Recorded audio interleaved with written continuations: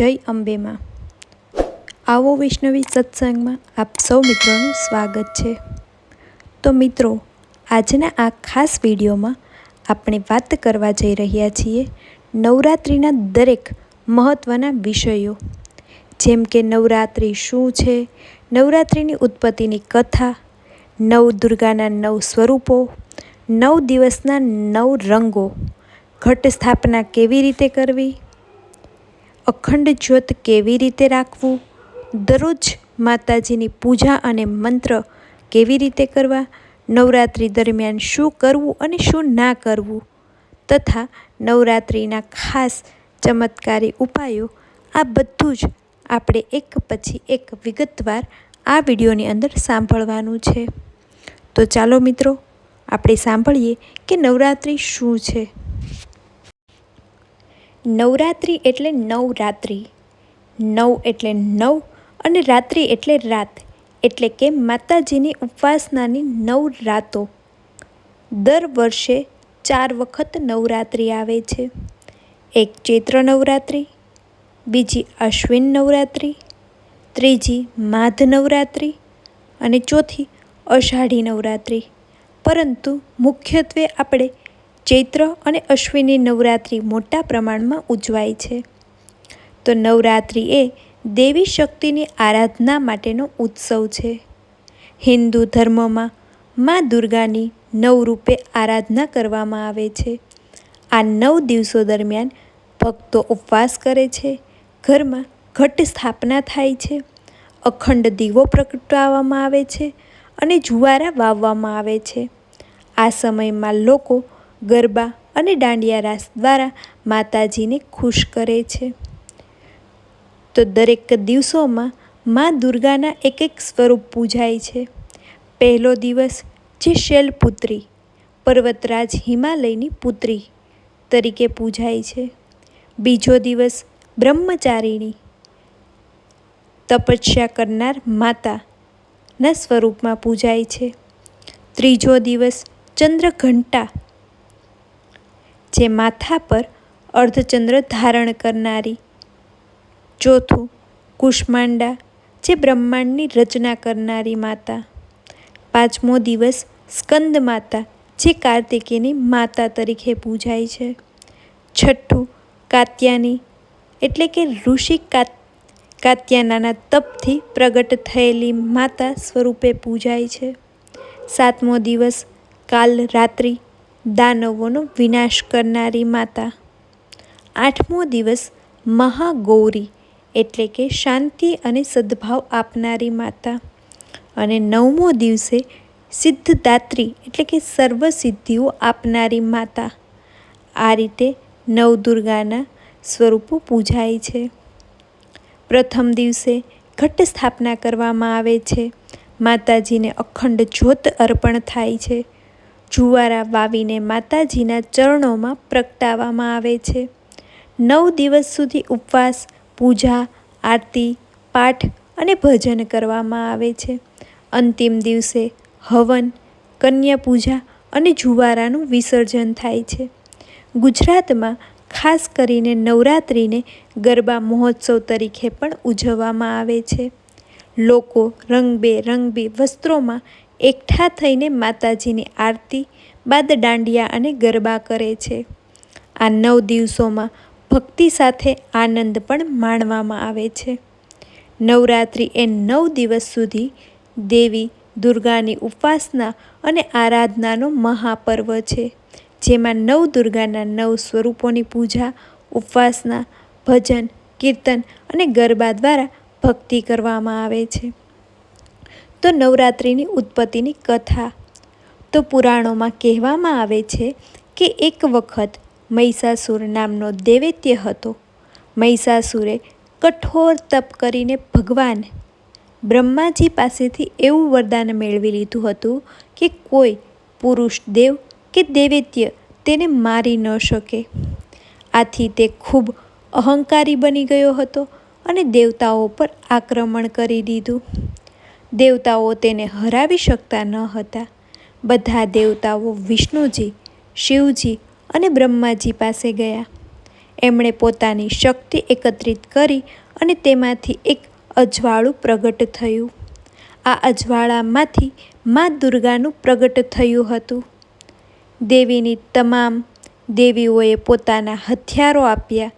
શિવજી પાસેથી ત્રિશૂલ, વિષ્ણુ પાસેથી સુદર્શન ચક્ર, ઇન્દ્ર પાસેથી વ્રજ, અગ્નિદેવ પાસેથી શક્તિ, વરાદેવ પાસેથી ખડક.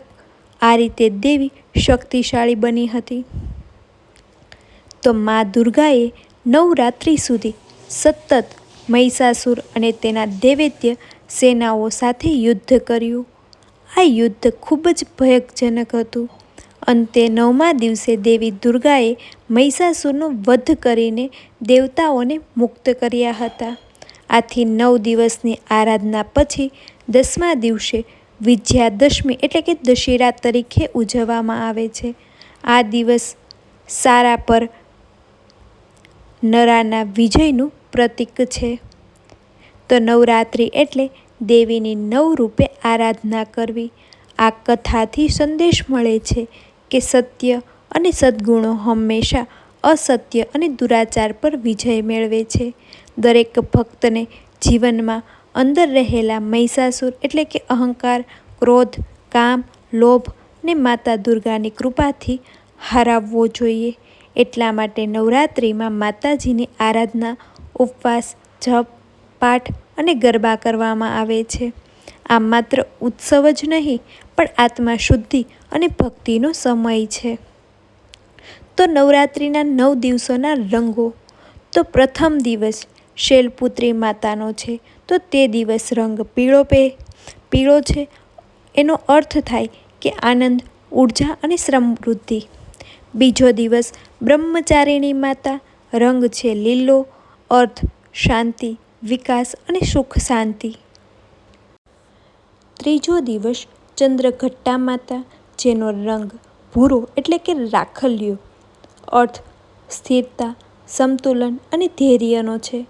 ચોથો દિવસ કુષ્માંડા માતા, એનો રંગ નારંગી અને એનો અર્થ થાય છે ઉત્સાહ, દિવ્ય શક્તિ અને સ્વસ્થતા. પાંચમો દિવસ સ્કંદ માતા, રંગ સફેદ, અર્થ શુદ્ધતા, શાંતિ અને પવિત્રતા. છઠ્ઠો દિવસ કાત્યાયની માતા, રંગ લાલ, અર્થ શક્તિ અને પ્રેમ અને હિંમતનો છે. સાતમો દિવસ કાલરાત્રિ માતા, તેનો રંગ છે વાદળી, અર્થ દેવી રક્ષણ, જ્ઞાન અને શાંતિ માટેનો છે. આઠમો દિવસ મહાગૌરી માતા, જેનો રંગ ગુલાબી, અર્થ દયાભાવના, પ્રેમ અને સુખનો છે. જ્યારે 9મો છેલ્લો દિવસ સિદ્ધદાત્રી માતા, જેનો રંગ જાંબલી, અર્થ આધ્યાત્મિકતા, સમૃદ્ધિ અને શક્તિનો છે. એટલે કે નવરાત્રિમાં દરરોજ અલગ અલગ રંગ પહેરવાનો અર્થ માતાજીના અલગ અલગ સ્વરૂપનું સ્મરણ અને તેમની કૃપા મેળવવાનું છે. ત્યાર પછી ઘટ સ્થાપના વિધિ. તો તેનું શુભ મુહૂર્ત. તો નવરાત્રિના પ્રથમ દિવસે પ્રથમ તિથિ પ્રત્યક્ષ પ્રાતઃકાળ ઘટ સ્થાપના કરવી જોઈએ. સામાન્ય રીતે સવારે 6 થી 10 વાગ્યાની વચ્ચે શુભ સમય રહે છે. તો માટીનો કલશ એટલે કે ઘટ, ગંગાજળ અથવા શુદ્ધ પાણી લેવાનું, નાળિયેર એટલે કે શુદ્ધ કપડામાં લપેટેલું, આમ્રપલ્લવ એટલે કે આંબલી કે અશોકના પાન પણ ચાલે છે, તેમજ અક્ષત, ચોખા લેવા, લાલ કપડું, ફૂલ, દુર્વા, માતાજીનો ફોટો કે પ્રતિમા, તેમજ જવ વાવવા માટે માટીનું તળિયું પાત્ર. પૂજા સ્થળ તૈયાર કરવું. ઘરના ઉત્તર પૂર્વ ખૂણે અથવા તો પૂજાગૃહમાં સ્વસ્થ સ્થાન પસંદ કરવું. ત્યાં માતાજીની મૂર્તિ, ફોટો મૂકવો. આસપાસ સ્વચ્છતા રાખવી અને રંગોળી દોરવી. ત્યાર પછી માટીના પાત્રમાં પવિત્ર માટી ભરી દઈ જવ છાંટી દેવા. રોજ પાણી છાંટવાથી 9 દિવસમાં જુવારા ઉગે છે, જે સમૃદ્ધિ અને સદ્ભાવનાનું પ્રતીક છે. એક કળશ લો અને તેમાં ગંગાજળ ભરો. તેમાં થોડા ચોખા, દુર્વા, સિક્કા અને પાન મૂકો. કળશના મુખ પર આમ્રપલ્લવ એટલે કે 5 પાન મૂકવા. ઉપર નાળિયેર મૂકવું, જેને લાલ કપડાં અથવા મોલી વડે બાંધેલું હોવું જોઈએ. કલશ પર સ્વસ્તિક દોરી રાખવું. આ કલેશને જુવરા વાવેલા પાત્રના મધ્યમાં મૂકવામાં આવે છે. ત્યાર પછી માતાજીને સમક્ષ ઘી અથવા તો તેલનો દીવો બળાવવો. 9 દિવસ સુધી દીવો અખંડ જ્યોત તરીકે પ્રગટતો રાખવો. ત્યારબાદ કલશ અને માતાજીને ગંગાજળ છાંટી શુદ્ધ કરવું. ફૂલ, અક્ષત, હાર, ચંદન અર્પણ કરવું. દુર્ગા સપ્તશતી, દુર્ગા ચાલીસા અથવા નવદુર્ગા સ્તોત્ર પાઠ કરવો. રોજ સવારે અને સાંજે તેની આરતી કરવી. 9 દિવસ પૂજા કર્યા બાદ 9મી કે 10મીના દિવસે હવન કરવો. કન્યા પૂજન કરીને તેને ખીર, પૂરણપોળી, મીઠાઈ ખવડાવવી. અંતે જુવારા અને કલશનું વિસર્જન કરી કોઈ વૃક્ષ નીચે કે નદીમાં વિસર્જન કરવું. આ રીતે ઘટ એટલે શક્તિ અને સમૃદ્ધિનું પ્રતીક છે. કલશમાં દેવતાઓનું નિવાસ માનવામાં આવે છે અને અખંડ જ્યોત માતાજીની કૃપાનો પ્રકાશ બતાવે છે. તો આ રીતે ઘટ સ્થાપના સમયે બોલવામાં આવતો સંકલ્પ મંત્ર પણ આપણે બોલી શકીએ છીએ. સૌ પ્રથમ પાણી વડે હાથમાં ચોખા, ફૂલ લઈને આ મંત્ર બોલવો. હું મારા કુટુંબ અને સૌના સુખ, શાંતિ, સમૃદ્ધિ, સંતાન અને સૌભાગ્ય માટે મા દુર્ગાની પ્રસન્નતા માટે આ નવરાત્રિ મહાપર્વમાં અખંડ દીવો પ્રગટાવીને કલશ એટલે કે ઘટ સ્થાપના કરું છું. આ મંત્ર બોલવામાં આવે છે. ત્યારબાદ આ સંકલ્પ કર્યા પછી જ ઘટ પર ફૂલ, અક્ષત, કુમકુમ, ચંદન અર્પણ કરવું અને યા દેવી સર્વભૂતેષુ અથવા દુર્ગા સ્તુતિનો પાઠ કરવો. ત્યારથી 9 દિવસ સુધી પૂજા આરંભ થાય છે. નવરાત્રિમાં દિનવાર પૂજા વિધિ અને મંત્ર. તો પ્રથમ દિવસે શૈલપુત્રી માટે ઓમ દેવી શૈલપુત્રે નમઃ મંત્રનો જાપ કરવો. બીજે દિવસે બ્રહ્મચારિણી માતા, તેની માટે ઓમ દેવી બ્રહ્મચારિણીએ નમઃ મંત્રનો જાપ કરવો. ત્રીજે દિવસે ચંદ્રઘટ્ટા માતા, તેની માટે ઓમ દેવી ચંદ્રઘટ્ટાએ નમઃ મંત્રનો જાપ કરવો. ચોથે દિવસે કુષ્ઠમાંડા માતા, તેની માટે ઓમ દેવી કુષ્માંડાએ નમઃ આ મંત્રનો જાપ કરવો. પાંચમા દિવસે સ્કંદ માતા, એ દિવસે ઓમ દેવી સ્કંદમાતાએ નમઃ. છઠ્ઠા દિવસે કાત્યાયની માતા, તે માટે ઓમ દેવી કાત્યાયનાએ નમઃ આ મંત્રનો જાપ કરવો. ત્યારબાદ સાતમા દિવસે કાલરાત્રિ માતા, ઓમ દેવી કાલરાત્રયે નમઃ આ મંત્રનો જાપ કરવો. આઠમા દિવસે મહાગૌરી માતા, ઓમ દેવી મહાગૌરીએ નમઃ આ મંત્રનો જાપ કરવો. નવમા દિવસે સિદ્ધદાત્રી માતા, એ માટે ઓમ દેવી સિદ્ધાત્રે નમઃ આ મંત્રનો જાપ કરવો. દરરોજ દુર્ગા ચાલીસા અથવા દુર્ગા સપ્તશતીનો પાઠ પણ કરવો ઉત્તમ છે અને સવારે અને સાંજે આરતી અવશ્ય કરવી. 9મી કે 8મીના દિવસે કન્યા પૂજન કરવું ખૂબ જ શુભ માનવામાં આવે છે. તો ચાલો મિત્રો, હવે આપણે જાણીએ અખંડ જ્યોતનો અર્થ. તો અખંડ જ્યોત એટલે 9 દિવસ સુધી દીવો સતત બળતો રહે એવો દીવો. આ દીવોમાં મા દુર્ગાની દિવ્ય શક્તિ અને આશીર્વાદનું પ્રતીક છે. વિશ્વાસ છે કે જ્યાં અખંડ જ્યોત પ્રગટાવવામાં આવે છે ત્યાં દુર્ગા માતા પોતે નિવાસ કરે છે. તો અખંડ જ્યોત રાખવાની વિધિ. તો સૌ પ્રથમ દીવો તૈયાર કેવી રીતે કરવો? તો ઘી અથવા તેલનો દીવો કરવો. કપાસની વાટ બનાવો. કેટલાક લોકો મોલી ધાગાથી વાટ બનાવે છે, તે પણ ઉત્તમ છે. દીવો સ્ટીલ, પિત્તળના વાસણમાં મૂકવો. સ્થાન પસંદ કરી દીવો હંમેશા પૂજાગૃહના ઉત્તર પૂર્વ ખૂણા અથવા તો માતાજીની મૂર્તિ ફોટા સમક્ષ મૂકવો. આસપાસ પવન ન ફૂંકાય તેવું સ્થાન હોવું જોઈએ. પ્રથમ દિવસે ઘટ સ્થાપના કર્યા પછી અખંડ જ્યોત પ્રગટાવો. દીવો જલાવીને ઓમ દુર્ગાએ નમઃ બોલવું. 9 દિવસ સુધી દીવો બુઝાવવો ન જોઈએ. તેલ ઘી સતત વધારતા રહેવું. જો ઘીનો દીવો હોય તો તેમાં પાણીનું બિંદ ન પડે તેની ખાસ કાળજી રાખવી. દીવો હંમેશા સ્વચ્છતા અને શ્રદ્ધા સાથે રાખવો. દીવા પાસે કચરો, જૂના કપડાં કે ખોરાકની વસ્તુઓ ન રાખવી. રાત્રે જાગતા ન હોય તો દીવાની બાજુમાં પૂરતું ઘી તેલ નાખી રાખવું. દીવો બુઝાઈ જાય તો તરત જ ફરી પ્રગટાવવો પણ મનમાં ક્ષમા માગવી.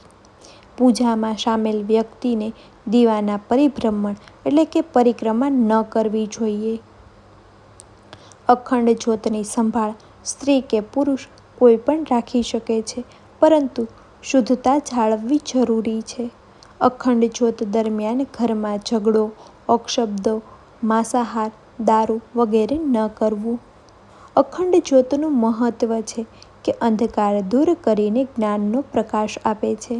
નકારાત્મક ઉર્જા દૂર થાય છે. ઘરમાં શાંતિ, સુખ, સમૃદ્ધિ અને માતાજીની કૃપા સતત બની રહે છે. ચાલો મિત્રો, હવે સાંભળીએ કે નવરાત્રિમાં શું કરવું. તો ઘટ સ્થાપના કરવી.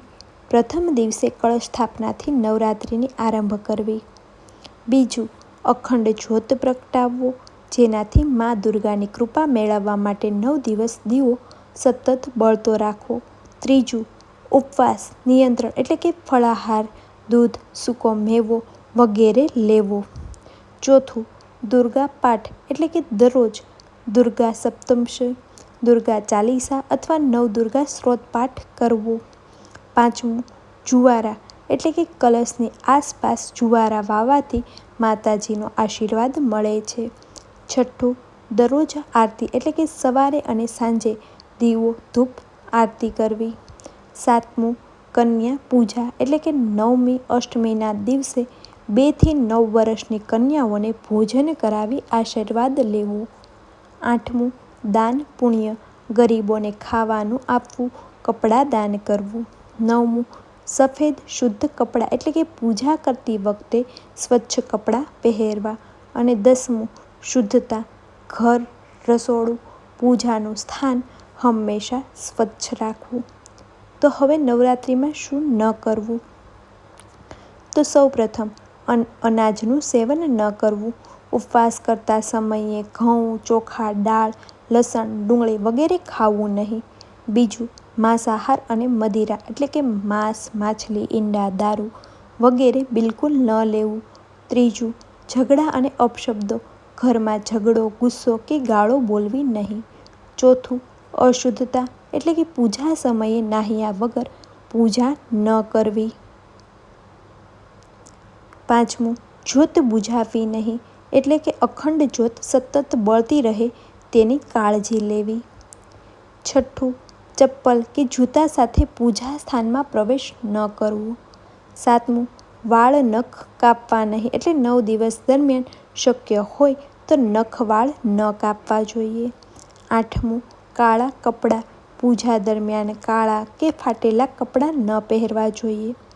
નવમું, અતિશય ઊંઘ કે આળસ એટલે કે પૂજા સમયે આળસ કરવી નહીં અને શ્રદ્ધાથી ભાગ લેવો.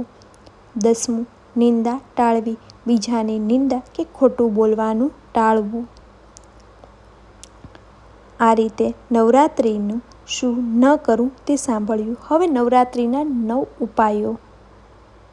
નવરાત્રિનો પહેલો ઉપાય ઘરમાં અખંડ જ્યોત રાખવો. બીજું, માતાજીને લાલ ચૂંદડી અર્પણ કરવી, જેનાથી ઘરમાં સુખ સૌભાગ્ય વધે છે. ત્રીજું, જુવારા વાવવા, જેનાથી કુટુંબમાં સમૃદ્ધિ અને વૃદ્ધિ આવે છે. ચોથું, કન્યા પૂજન, જેનાથી આશીર્વાદ દેવી પ્રસન્ન થાય છે. પાંચમું, શ્રી યંત્ર સ્થાપના, તે ઘરમાં અખંડ ધન લક્ષ્મી રાખે છે. છઠ્ઠું, લાલ ફૂલથી પૂજા, જે કાર્ય સિદ્ધ અને વિજય મળે છે. સાતમું, દુર્ગા ચાલીસા, જેનાથી ભય, રોગ, શત્રુ દૂર થાય છે. આઠમું, અખંડ નવરાત્રિ જાપ, આ જાપ તમામ દુઃખ કષ્ટ દૂર કરે છે. અને નવમું, મહાપ્રસાદ વિતરણ, જેનાથી માતાજીની કૃપાથી અન્ન અને ધનની કમી રહેતી નથી. તો આ ઉપાયો સરળ છે, પરંતુ શ્રદ્ધા, ભક્તિ અને શુદ્ધતા સાથે કરશો તો જ ફળદાયી થશે. તો મિત્રો, આ વિડીયોની અંદર આપણે સંપૂર્ણ નવરાત્રિ વિશે સમજ્યા છીએ. જો તમને આ વિડીયો પસંદ આવ્યો હોય તો વિડીયો લાઈક કરી દેજો અને આવા જ વિડીયો સાંભળવા માટે ચેનલને સબસ્ક્રાઈબ કરી દેજો.